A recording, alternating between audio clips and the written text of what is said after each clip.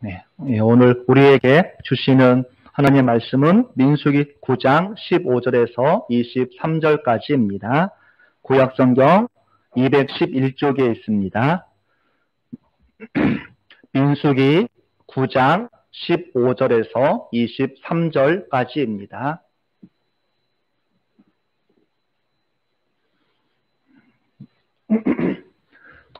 구약성경 211쪽에 있습니다. 민수기 9장 15절에서 마지막 23절까지 우리 같이 봉독하시겠습니다. 성막을 세운 날에 구름이 성막 곧 증거의 성막을 덮었고 저녁이 되면 성막 위에 불 모양 같은 것이 나타나서 아침까지 이르렀으되 항상 그러하여 낮에는 구름이 그것을 덮었고 밤에는 불 모양이 있었는데 구름이 성막에서 떠오르는 때에는 이스라엘 자손이 곧 행진하였고 구름이 머무는 곳에 이스라엘 자손이 진을 쳤으니 이스라엘 자손이 여호와의 명령을 따라 행진하였고 여호와의 명령을 따라 진을 쳤으며 구름이 성막에 머무는 동안에는 그들이 진영에 머물렀고 구름이 성막에 머무는 날이 오를 때에는 이스라엘 자손이 여호와의 명령을 지켜 행진하지 아니하였으며 혹시 구름이 성막 위에 머무는 날이 적을 때에도 그들이 다만 여호와의 명령을 따라 진영에 머물고 여호와의 명령을 따라 행진하였으며 혹시 구름이 저녁부터 아침까지 있다가 아침에 두 구름이 떠오를 때에는 그들이 행진하였고 구름이 밤낮 있다가 떠오르면 곧 행진하였으며 이틀이든지 한 달이든지 1년이든지 구름이 성막에 머물러 있을 동안에는 이스라엘 자손이 진영에 머물고 행진하지 아니하다가 떠오르면 행진하였으니 곧 그들이 여호와의 명령을 따라 진을 치며 여호와의 명령을 따라 행진하고 또 모세를 통하여 이르신 여호와의 명령을 따라 여호와의 직임을 지켰더라. 아멘. 오늘 말씀의 제목은 하나님의 인도하심에 순종한다는 것은 과연 무엇일까? 오늘 같이 생각해보고 은혜를 나누고자 합니다. 요즘 과학의 발전의 끝은 어디일까? 참 무궁무진하고 또 우리가 놀라울 때가 많이 있습니다. 그 중에 하나가 저는 이 내비게이션이라고 봅니다. 요즘 다들 핸드폰에 이 티맵이나 카카오 내비를 보면 이 실시간 교통 흐름까지 파악해서 빠른 길을 안내해주고 우리 대한민국의 전국 아무리 먼 거리도 클릭 한번 딱 누르면 몇 초만 지나면 가장 빠른 길을 안내해주고 또 몇 분 안에 갈 수 있는 걸 다 안내해주고 있습니다. 어떻게 이렇게 빨리 가능할까? 그래서 우리 다비다의 권사님들은 이 내비게이션을 부르는 이름이 있습니다. 혹시 뭔지 아십니까? 똑순이. 그래서 항상 효도관을 가시면 똑순아 얼마나 걸린지 알려줘 하면서 이 내비게이션을 부르던 이름이 있었습니다. 제가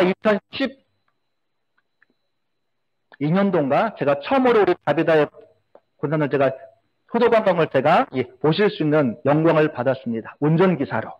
근데 그 해에 이제 숙소가 경주에 있는 이 KT였습니다. 그런데 그날 밤에 이 대구에 고 박기 원사님의 큰따님이 계셔서 저녁 식사 대접을 한다고 해서 첫날은 대구에 가서 저녁에 식사를 하고 이 경주로 가는 게 그날 하루의 코스였습니다. 그런데 그때는 제 핸드폰에도 내비가 없었고 교회 차에도 내비가 없었습니다. 대신 이정 권사님이 요만한 중국지도 두꺼운 걸 들고 오셨습니다. 그런데 문제는 무엇이냐? 우리 권사님들은 빨리 목적지에 가는 게 목적일까요? 그냥 오늘 저녁 안으로만 대구에만 가면 됩니다. 빨리보다는 좋은 자연환경, 좋은 꽃길을 보면서 가는 게 목적입니다.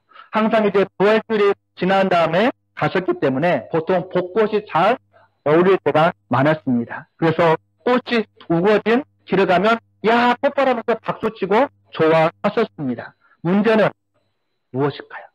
그 좋고 빠른 고속도로를 포기하고 국도로만 가야 한다는 것입니다. 내비도 없이 국도로 좋은 복도길을 찾아서 대구까지 가는 길이 쉬웠을까요?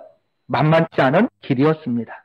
그런데 가만히 생각해보면 우리의 인생길도 마찬가지입니다. 우리의 인생길에 이 지도나 이 내비가 있어서 알려주면 좋을 텐데, 우리 인생길에 언제 어떤 어려움이 올지 알려주면 좋을 텐데, 우리는 아무것도 모른 채 하루하루를 살아갑니다. 우리가 태어나는 순간부터 각자마다 인생 지도를 받아서 너는 몇 세에는 어느 학교를 가고 또 어느 대학을 가고 어느 직장을 가고 누구를 만나서 결혼하고 자녀는 몇 명 낳고 노년에는 어디에서 나중에 최후의 임종을 맞을지를 다 알려주는 인생의 지도가 있다면 그나마 좋겠지만 이것을 아는 사람은 아무도 없다는 것입니다. 그래서 흔히 인생을 뭐라고 비유할까요? 아무도 가지 않은 길을 가는 것. 그게 바로 인생이라고 얘기합니다. 저는 이 말이 참 좋은 것 같아요. 아무도 가보지 않은 길을 가는 것. 그게 바로 여러분의 인생입니다. 그래서 인생을 흔히 모험이다라고 또 이야기를 하기도 합니다. 코로나19가 안정이 될 만하면 집단 감염이 발생해서 어려움을 겪고 있습니다. 처음에는 신천지 모임에서, 그 다음에는 신도림 콜센터에서, 또 이태원 클럽에서, 부천 쿠팡에서, 지금 이제 각종 여기저기에서, 특별히 또 교회에서 확진자가 많이 생김을 통해서 교회가 또 많은 사람 입에 오르내리고 있습니다. 도대체 코로나19의 끝은 언제일까? 또 많은 교회들이 현장 예배의 온전한 회복을 원하는데 그때가 언제일까? 그때라면 참 좋겠는데 때로는 답답하기도 합니다. 그러나 인간에게 주어지지 않은 것 가운데 하나가 바로 뭐냐면 미래라고 얘기합니다. 미래. 그래서 하나님은 잠언 27장 1절에서 너는 내일 일을 자랑하지 말라. 하루 동안에 무슨 일이 일어날는지 내가 알 수 없습니다. 라고 우리에게 말씀하고 있습니다. 야고보서 4장 14절에서도 내일 일을 너희가 알지 못하는도다. 너희 생명이 무엇이뇨? 너희는 잠깐 보이다가 없어지는 안개니라. 라고 말씀하고 있습니다. 우리의 인생을 이처럼 잘 알려주는 말씀이 어디 있겠습니까? 그런데 오늘 본문에 이스라엘 백성들도 한 번도 가보지 않은 길, 지도도 없는 길을 가야 합니다.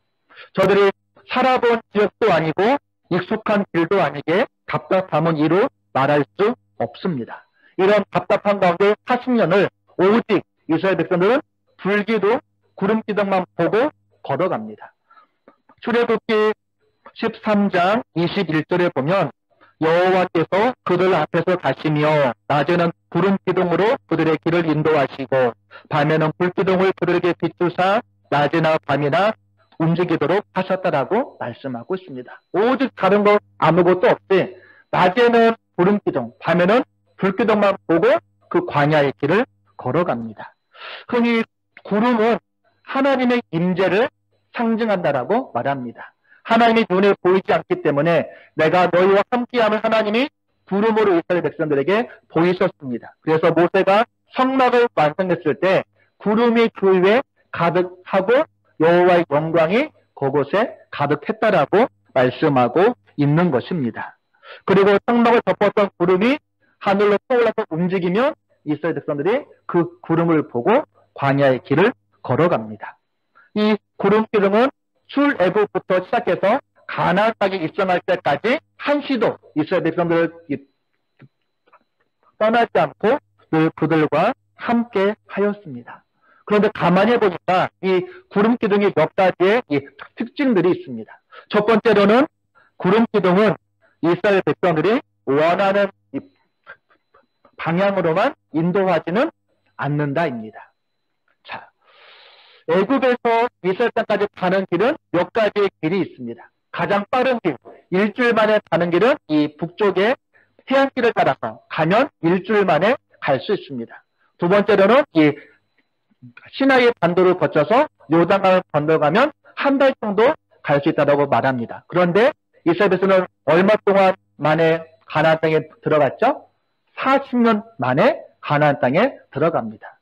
한국으로 말하면 인천에서 서울로 오는데 그냥 이 경인 고속도로 오면 1시간 오는데 서해안을 타고 남해로 내려가서 이 동해안을 거쳐서 강원도를 거쳐서 서울로 오는 격과 똑같습니다. 그런데 출애굽기 13장 17절에 보면 하나님께서 왜 일주일 만에 갈 수 있는 이 지중해 길로 인도하지 않으셨느냐? 거기에는 누가 있을까요? 블레셋이 살고 있어서 이 호전적인 블레셋 민족을 만나면 블레셋이 싸움을 벌여올 것이고 그러면 이스라엘 백성들이 겁을 먹어서 다시 애굽으로 돌아가자고 할까봐 먼 길로 돌아갔다라고 말씀하고 있습니다. 그런데 가만히 보면 우리의 인생길도 이런 때가 있습니다. 이 길은 내가 원하는 길이 아니고 내가 보기에는 이 길로 가면 빨리 갈 것처럼 보이는데 하나님은 나를 왜 이런 길로 인도하셨을까? 때론 답답하고 이해가 안 될 때가 있습니다. 그러면 이제는 더 이상 하나님의 인도하심을 신뢰할 수 없고 내 뜻대로 하고 싶은 생각이 들 때도 있습니다. 그러나 우리가 멀고 험하고 돌아가는 길을 걸어간다 할지라도 낙심하지 마시기 바랍니다. 그 길에도 분명한 하나님의 목적이 있고 그 길에도 분명히 하나님은 우리와 함께 하시기 때문입니다. 혹 내가 아직 그 길을 걸어갈 만한 준비가 되어 있지 않은 상태인가를 오히려 내 자신의 믿음을 우리가 살펴보아야 하는 것입니다. 우리는 한 달 뒤에, 일주일 뒤에, 아니 1시간 뒤에 어떠한 일이 일어날지를 아무도 모릅니다. 그러나 분명한 것은 오늘 우리에게 주시는 하나님의 말씀에 따라 우리가 한 걸음 한 걸음 걸어간다면 결코 우리 인생은 실패하지 않는다는 이야기입니다. 하루하루를 순종함으로 걸어갔던 이스라엘 백성들은 약속의 땅인 가나안으로 들어갈 수 있었습니다. 이스라엘 백성들은 어디로 가야 하는지 몰랐습니다. 하지만 하나님은 그들의 길을 다 아시고 장막 칠 곳을 다 아시고 인도하셨다라고 말씀하고 있습니다. 우리 한번 말씀 한번 우리 같이 보겠습니다. 신명기 1장 33절입니다. 261쪽에 있습니다. 261쪽에는 신명기 1장 33절입니다. 우리 같이 읽겠습니다. 자, 시작. 그는 너희보다 먼저 그 길을 가시며 장막 칠 곳을 찾으시고 밤에는 불로 낮에는 구름으로 너희가 갈 길을 지시하신 자이시니라. 여기서 그는 이가 누구죠? 하나님이십니다.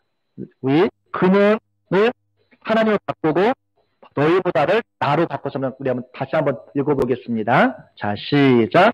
하나님은 나보다 먼저 그 길을 가시며 장막 칠 곳을 찾으시고 밤에는 불로 낮에는 구름으로 내가 갈 길을 지시하시는 자이시니라. 하나님이 우리에게 어떠한 분이시냐? 나보다 먼저 내 갈 길을 먼저 가셔서 우리가 거할 것, 일할 것, 할 것들을 다 준비하고 예배하고 있는 분이 바로 누구냐? 하나님이라고 말씀하고 있는 것입니다. 이 고백이 나의 고백이라면 하나님의 인도하심에 우리가 순종하며 나아가야 할 것입니다. 두 번째 구름기둥의 특징은 무엇이냐면 구름기둥을 따라간다고 해서 꽃길만 걷는 것은 아니다입니다. 자, 구름기둥이 하나님의 임재의 상징이라고 말을 하였습니다. 하나님의 인도하심을 따라가는데 꽃길만 걷는 것이 아니고 어려움도 있고 고난도 있고 아픔도 있다는 이야기입니다.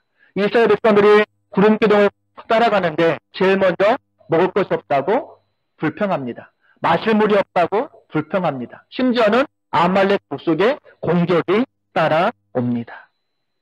그럼 왜 이런 일을 하나님께서 허락하셨느냐? 신명기 8장 2절에 보니까 내 하나님 여호와께서 이 40년 동안에 내게 광야의 길을 걷게 하신 것을 기억하라. 이는 너를 낮추시며 너를 시험하사 내 마음이 어떠한지 그 명령을 지키는지 지키지 않는지 알려 하심이라 라고 말씀하고 있습니다. 너희가 왜 광야의 길을 걸어가느냐? 너를 낮추시고 너를 시험하사 너희가 하나님의 말씀을 지키는지 안 지키는지 알려하려고 너희를 광야의 길로 인도했다라고 말씀하고 있습니다. 즉 두 가지입니다. 우리를 낮추시고 우리가 하나님의 말씀에 얼마나 순종하는지 하나님의 말씀에 순종을 배우도록 하기 위해서 광야의 길로 인도했다라고 말씀하고 있습니다. 사람이 자기의 이 교만한 마음이 꺾이고 자기의 이 자존심이 꺾이고 가장 낮아질 때가 언제이냐? 사람이 배고플 때라고 얘기합니다. 이스라엘 백성들이 구름기둥을 따라갔는데 제일 먼저 하는 불평이 무엇이냐면 우리가 먹을 것이 없다라고 불평합니다. 그러면서 저들이 뭐라고 얘기할까요? 우리가 애굽에 있었을 때는 고기 굽는 가마 옆에서 고기를 먹었고 떡을 배불리 먹었는데 차라리 그때 우리가 죽었더라면 좋았을 것을 하면서 애굽에서의 노예 생활을 저들이 상기합니다. 저들이 배고픔 때문에 다시 애굽 생활을 그리워하고 있는 것입니다. 그래서 하나님은 어떻게 하셨나요? 매일 만나를 그들에게 허락하셨습니다. 그런데 이 만나의 유통기한이 얼마였나요? 무한정이 아니고 딱 하루였습니다. 내일 아침에 먹으려고 더 많이 거두어서 남겨두거나 아니면 혹시 하나님의 내일 아침에는 만나를 안 내릴지 몰라 해서 만나를 더 모아다가 쌓아두면 내일 아침이 되면 어떠한 일이 벌어졌죠? 벌레가 생기고 냄새가 나서 먹을 수 없었다라고 말씀하고 있습니다. 출애굽기 16장 20절에 보면 그들이 모세에게 순종하지 아니하고 더러는 아침까지 두었더니 벌레가 생기고 냄새가 난지라. 왜 하나님께서 매일 필요한 만큼만 가져가도록 하셨을까요? 너희의 매일 필요한 양식을 채워주는 분이 누구임을 저들로 하여금 배우도록 깨닫도록 하기 위한 목적이 그 안에 있었던 것입니다. 저들이 하나님의 임재의 상징인 구름 기둥을 따라갔지만 먹을 것이 없었고 마실 것이 없었고 이 전쟁이 벌어졌습니다. 그러나 너희가 하나님만 의지하면 어떤 것도 너희들이 가는 길을 막을 수 있는 것은 아무것도 없다는 것을 저들로 하여금 배우도록 하고 있는 것입니다. 그래서 저들에게 만나를 주어서 배불리 먹이셨고 많은 이 샘물이 터져서 목마름을 해결하셨고 아말렉과 하나님께서 이 싸움으로 그 싸움에서 이길 수 있었던 것입니다. 내가 분명히 하나님의 말씀을 따라 살아가고 있는데 여러분의 삶에 어려움이 있으십니까? 그렇다면 나를 낮추고 나의 교만함을 버리고 내가 얼마나 하나님을 의지하고 있는지 생각해 보셔야 할 것입니다. 그리고 이미 문제의 해답을 하나님 이미 예비하고 계심을 우리가 늘 기억해야 할 것입니다. 마지막으로 구름기둥의 특징은 밤낮을 가리지 않고 아무 때나 출발한다는 것입니다. 구름기둥이 출발하면 어떡하죠? 이스라엘 백성들은 따라가야만 합니다. 만약에 거부하면 광야에서 벌어져서 어떠한 일이 벌어질지 모르는 것입니다. 그런데 구름이 예상보다 오래 머무를 때도 있고 예상보다 빨리 또 움직일 때도 있는 것입니다. 아무도 구름이 언제 떠오를지 아는 사람이 아무도 없습니다. 우리 한번 말씀 우리 22절 한번 같이 다시 한번 읽어볼까요? 9장 22절입니다. 자, 시작. 이틀이든지 한 달이든지 1년이든지 구름이 성막 위에 머물러 있을 동안에는 이스라엘 자손이 진영에 머물고 행진하지 아니하다가 떠오르면 행진하였으니 구름이 때로는 한 달, 심지어 1년 동안 움직이지도 않고 아무런 이유도 아무런 설명도 없이 머무릅니다. 그들은 이유도 모를 때 그냥 구름이 또 오를 때까지 기다리고 있어야 하는 것입니다. 생각해 보십시오. 얼마나 답답하겠습니까? 하루도 빨리 이 지긋지긋한 광야를 벗어나서 적과 꿀이 흐르는 가나안 땅을 얼마나 가고 싶었겠습니까? 아마 아침마다 눈을 뜨면 제일 먼저 오늘은 구름이 움직이려나 아마 구름만 바라보았을 것입니다. 그런데 1년 동안 꿈쩍 않는 구름을 바라보며 이스라엘에서는 어떤 생각을 가졌을까요? 아마 일부 사람들은 하나님이 있는 거야? 하나님이 우리를 잊어버린 것 아니야? 라는 생각을, 의심을 품는 아마 백성들도 많이 있었을 것입니다. 이 사람은 누구나 이 계획적인 것을 원하고 이 계획되지 않으면 답답해합니다. 만약 여러분이 여행 가는데 아무런 계획도 세우지 않은 남편이 여행을 가자 그러면 어떻죠? 아이고 답답한 인간아 아마 생각을 할 것입니다. 언제 어디를 가서 밥은 어디서 먹고 하루 코스는 어떻게 짜고 밤에 갈 숙소는 어디까지 다 이미 계획을 짜고 예약하고 여행을 갑니다. 그런데 이스라엘 백성들은 40년간을 아무런 일정표 없이 갑니다. 언제 어디서 장막을 쳐야 될지, 언제 장막을 걷고 움직여야 될지 아는 사람은 아무도 없습니다. 오직 구름 기둥 하나만 보고 갑니다. 그들은 자기들의 이 계획대로가 아니라 하나님의 계획대로만 움직여져 가고 있습니다.